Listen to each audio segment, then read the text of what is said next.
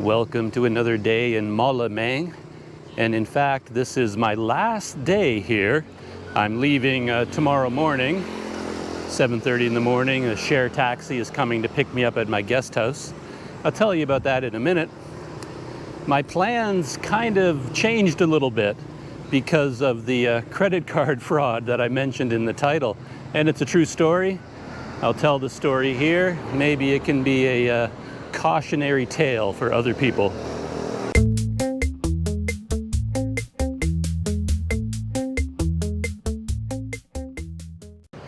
So this is how things went down.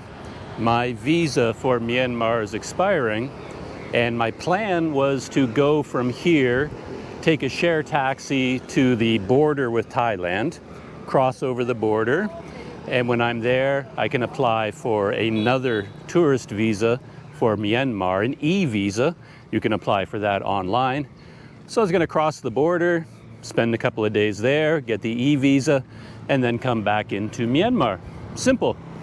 You know, this way I wouldn't have to go through airports, I wouldn't have to return to Yangon, all that kind of thing. But as I was getting ready for my trip to the border, you know, I was doing a few logistical things, packing, getting organized, and it was time to pay my credit card bill online. I got one of those email messages saying, you know, minimum payment is due. So I fired up the computer, went online to my online banking, and I was going to pay my credit card bill, but it was quite a bit higher than I expected, and I found 15 separate charges on my credit card that I didn't make. You probably won't be surprised to find out that they were all through iTunes and Apple.com. In my experience, you know, credit card fraud and scams centered on you know, iPhones, iTunes, and Apple is extremely common. And I couldn't even begin to tell you how, because I never use my credit card. You know, I don't have the kind of lifestyle where I go into restaurants, have a meal, and hand over my credit card. I don't buy things with my credit card. I only use it for like online payments for airfares and things like that. I never use it, in fact. So how someone got my credit card number and all the information they needed to use it online, I have no clue. But somehow they did. And there were 15 charges. I mean, it wasn't a huge amount of money. It came to about $350 Canadian total. I think they were buying like $10 and $20 gift cards. There was a couple of charges for like $96 and things like that. And I couldn't make any sense out of it at all. So there I was. Somebody was using my credit card and racking up all these charges, and I had to do something about it. From that point, things just got worse and worse and worse. I've never had a good experience trying to call my bank to deal with any issue. It's just such a hassle, made much more complicated and difficult because I'm here, you know, wherever I am, whether I'm in Indonesia or the Philippines, Malaysia, Myanmar. I'm not in Canada, and that makes it quite a bit more difficult most of the time. So, I was not happy about this at all. And it was happening at the worst possible time too, because I was planning to leave for Thailand the next day. And I woke up in the morning going to get organized for that trip. And now I was going to have to spend several hours trying to figure out what was going on and fix this problem with my credit card. The first step, of course, was just calling my bank. And that alone is a major challenge. Like, how do I call them? You know, I have to use one of my phones. And of course, I rarely use my phone as a phone. I just use it for access to the internet and Google Maps. When I do use my phone, I use an app called Viber. But of course, when I fired up my phones, I found out that all of my Viber credit had expired. You know, that's what companies do to you. They make you buy credit, and then they put a timer on it, and if you don't use it, they just take it away. And when you finally need to make a phone call, they force you to buy more. So first, I had to buy credit for Viber so that I could make an international phone call. And that turned into a whole big deal, which I won't get into. But eventually I had credit on the phone and I could try to make a call. So I finally took a deep breath. I had my laptop fired up. I had all my information around me that I would need for this conversation with my bank. And I dialed the number. And I don't know what your bank is like. Mine is not very easy to deal with because they have so many layers of security. You have to answer so many security questions in so many different ways. And if your phone connection is not that clear, not that strong, and it cuts in and out a little bit, you're not quite sure what they're saying, what they're asking for. And they ask me sometimes for things that I don't know. You know, in this case, they wanted to know how many years I had been living at my current address in Canada. And that completely stumped me. I've never been asked that question before. You know, I'm like, I can't remember what year that became my address. I'm just not good with years, I guess. I couldn't remember, so I'm hemming and hawing with the guy saying, how long have I lived at that address? When did I move in there? I don't know, maybe it was after this, and did this happen? And I'm thinking it through in my mind, and the more I'm thinking, the more I'm hemming and hawing, the more I realize I'm acting like a criminal, you know, like I don't have this information at the top of my head. And I finally took a stab in the dark and said, well, I'm not entirely sure, but I think it was around this year. And I gave him a year. And apparently that year satisfied him, or I don't think it did actually, but he just moved on to other security questions. And we eventually got to a point where he was willing to deal with me. And at that point, I lost the connection on the phone. I couldn't hear him anymore. He couldn't hear me. You know, once in a while I heard his voice coming through and I was doing the old, I can't hear you. Can you hear me? Can you hear me? Can you hear me now? And eventually just went dead and I lost the line. So after going through all that security process, finally overcoming that hurdle, just in time for the phone to cut out completely and I lost the connection. I had to start all over again. The good thing about that first call was that the bank rep spoke perfect English. I was clearly speaking with a, native-born Canadian. English was their first language, so we had no trouble at all communicating, and I was happy about that. But then we got cut off, and I had to call in again. So I call in a second time. I get a new person, and this person is clearly not Canadian. They're in a call center in India or wherever my call got routed to. And I really had trouble understanding, what the guy was saying. And we're fighting through all of the security measures, all that kind of stuff. And I lost the phone connection again. It went dead. So that was 2 calls that I started with my bank, and then I lost the connection, and then I was cut off. And that's never good.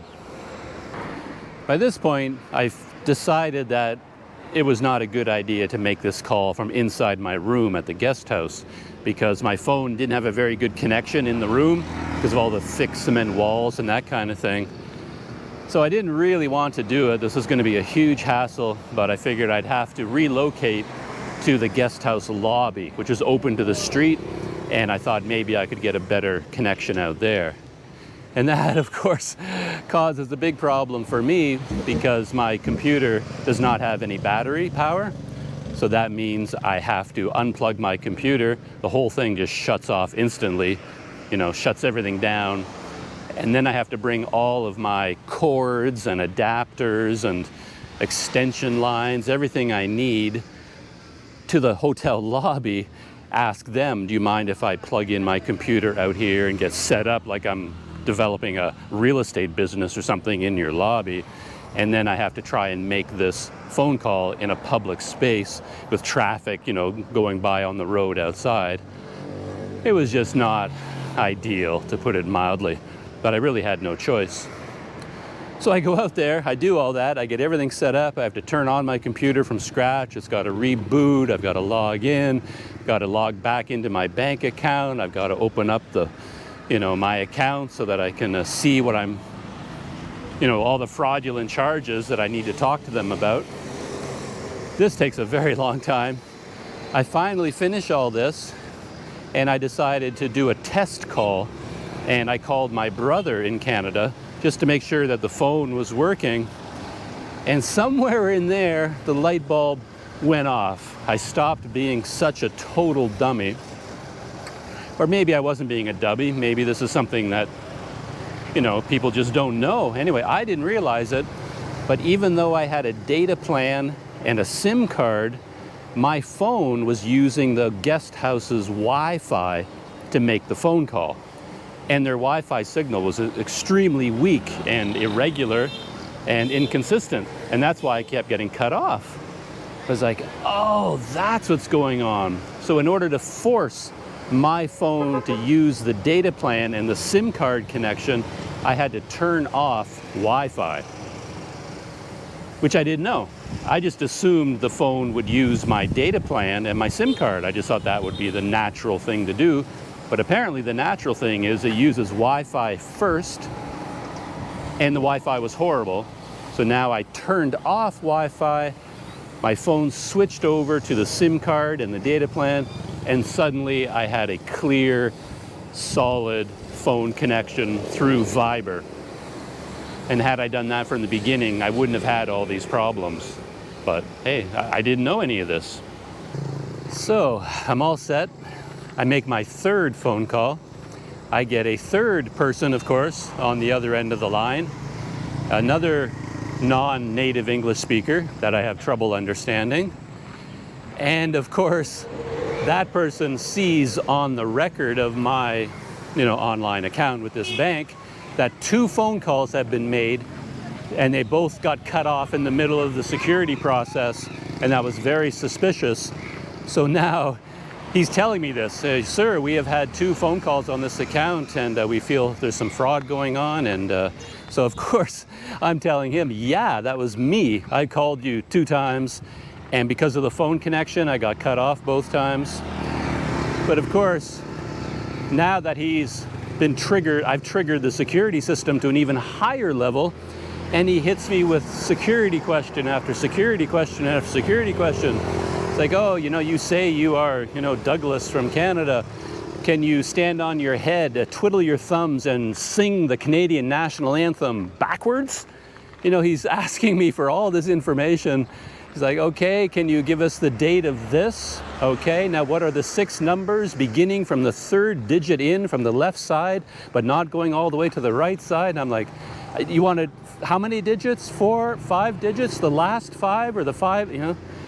Like, I know all this stuff you're asking me, but good grief. It's a lot of security questions. But finally we get through all the security questions. And now it's finally to tell this guy why I'm calling. And I tell him, yeah, I was just about to pay my credit card bill, good customer that I am. And there's all kinds of charges on my card that I didn't make. And from that point on, our conversation took kind of an odd turn. I was sort of expecting some sympathy, a little bit of, oh, that's horrible, sir. We will fix this for you. We will make sure this never happens again. Instead, this guy spent all his time on the phone with me, basically trying to convince me that it was all my fault and that I did something wrong and I really should be more careful. He's like, sir, you really should not, give your credit card information to other people that you don't know. And I'm like, I never did. I don't even use this credit card. He says, yeah, you can't really give it to family members even. And I'm like, I didn't give it to anybody. Like I said, I never even use this credit card as a credit card. I just have it, online with, AirAsia, things like that, to book an airline ticket with booking.com. They need your credit card as a backup in order to make a reservation, things like that. But other than that, I don't even use a credit card. So how this company got my information, I have no clue. It's just a complete mystery to me. But he was treating me like I was a criminal and that all of this was my fault. And there was even a recorded message before they allowed me to speak to this guy saying that, you know, this bank has a system in place for disputes with a charge on your card. And they told me you have to go to this website, follow all these steps, including you have to contact the merchant and begin a dispute with the merchant before you contact your bank. So the guy's explaining this to me, and I have to explain to him, is like, that's impossible to do. I have no idea who made the charge. I have no idea what the store is, where it's located in the world. All I see are 15 charges on my credit card for these amounts, and that's all I know. I cannot contact the merchant. Is there a merchant? I have no idea what's going on here, you know? So it was all a very frustrating experience where I'm the injured party, but my bank is treating me like I'm the one committing fraud, you know, like I'm the criminal. It was really not a great experience at all.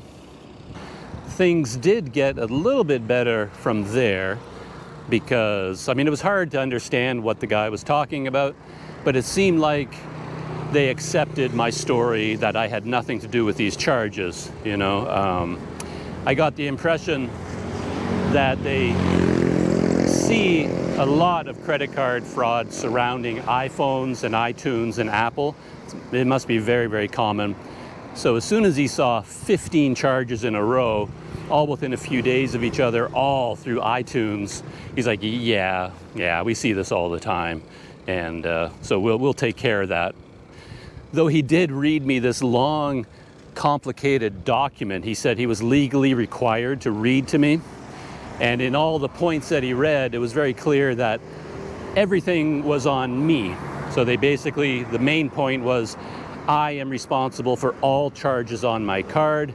I must pay them all regardless of whether I think they're fraud or not. So I have to pay my credit card bill as it stands, including all these fraudulent charges. And then they will begin a process and then reimburse me later. You know, I wasn't happy about that either. Seems like I'm being punished for being the victim of a crime again, but there was nothing I could do. You know, it's not like I could argue with the guy. This was what the bank does. This is their policy. So I have to pay the bill, and then they will, in the future, reimburse me for that money. But it sounds like eventually I would not be on the hook for that $350.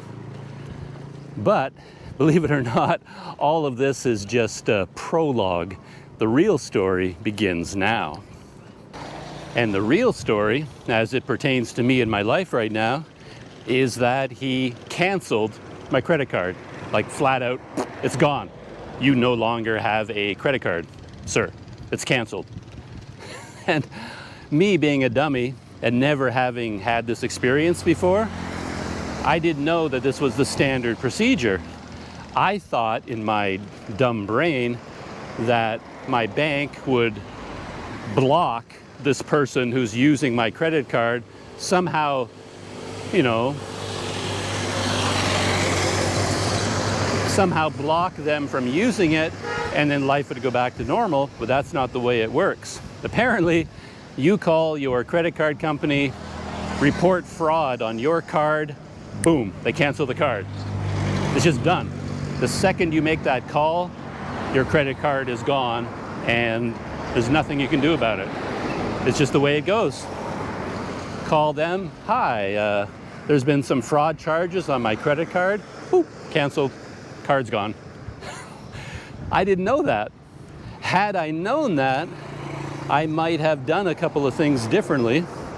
For example, I might have applied for my new e-visa for Myanmar before making that call, because now I can't get an e-visa.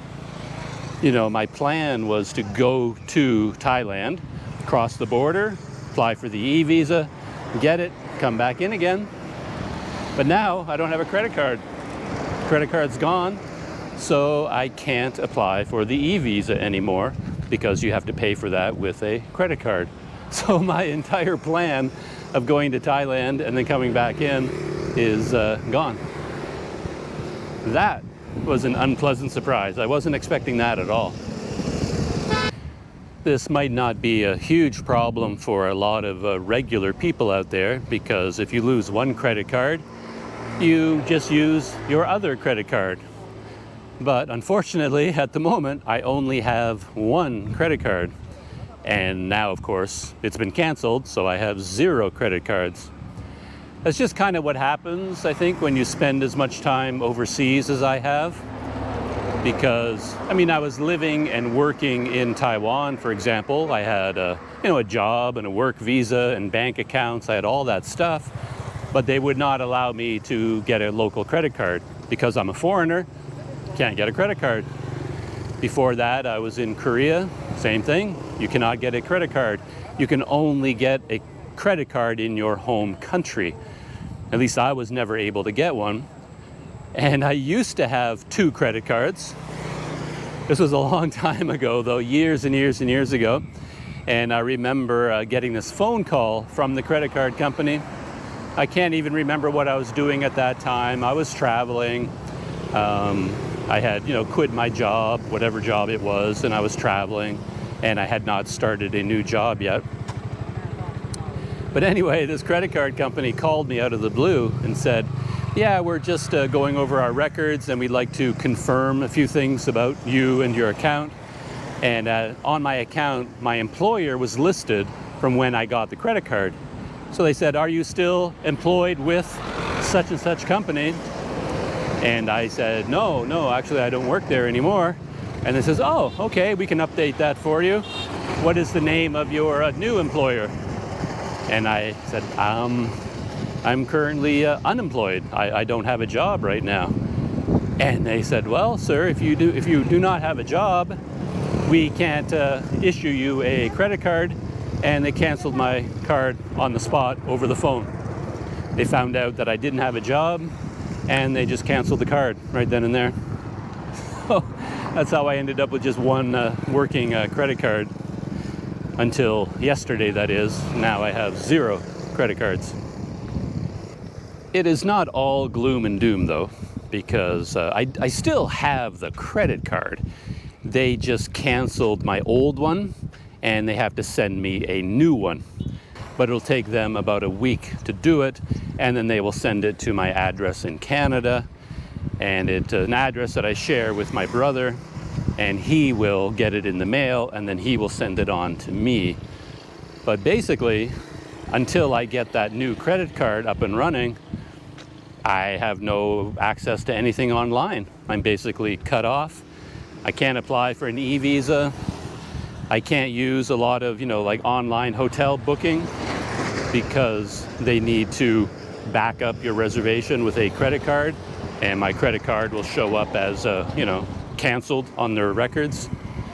So, and I can't book airfares online. The more you start living without a credit card, the more you realize how essential it really is, and how many different ways you use it, especially when you're traveling these days. My entire life is built around that credit card, to be honest. I have so many online accounts, recurring bill payments and everything that all go through that credit card. And once it's shut down, my whole rickety life, my house of cards, just comes tumbling down. So the point of this story, as far as me and this trip and my videos are concerned, is that my plan was to just go to Thailand tomorrow, hop across the border, spend 1 or 2 nights there, get the e-visa, come back into Myanmar. But I can't do that anymore.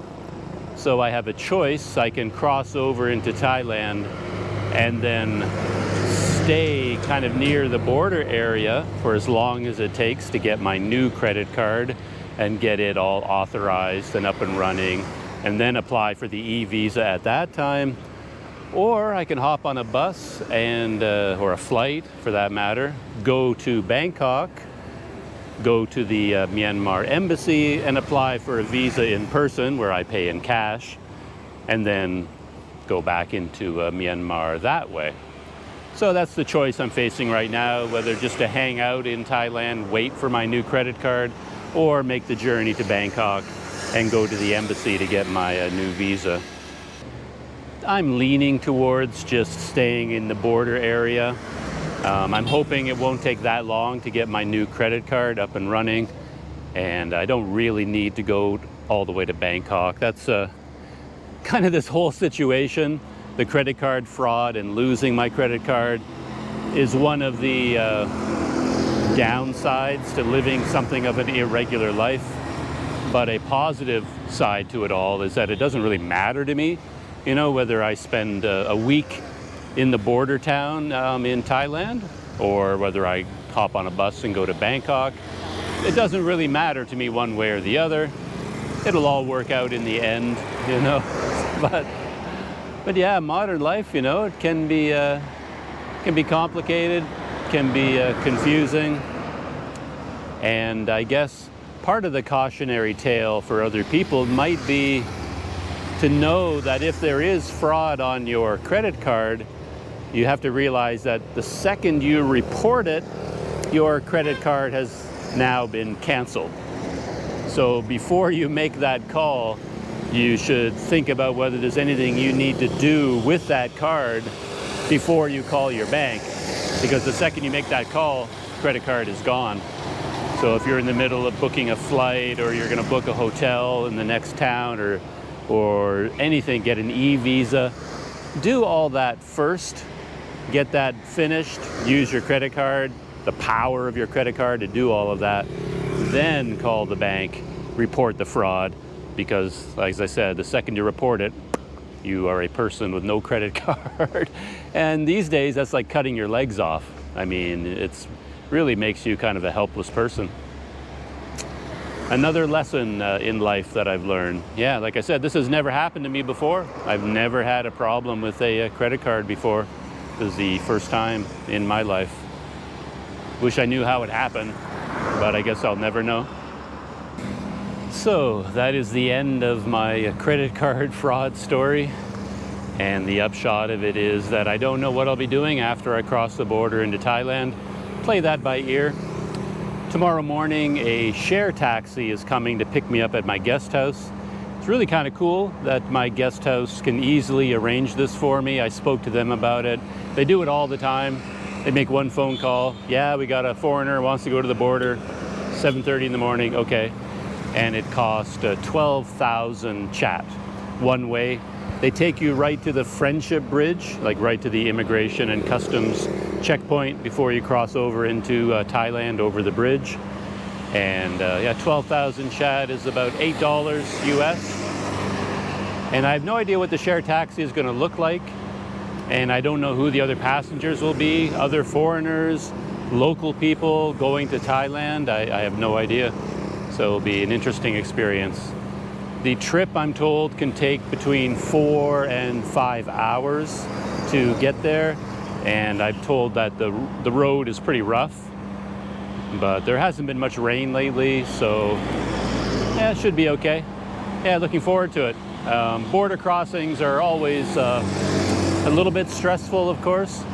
But, you know, share taxi picking me up at my guest house at 7:30, taking me right to the border. Nothing can be easier than that. So I'll see you in the morning when my share taxi comes to get me. So till then, see you in the next video.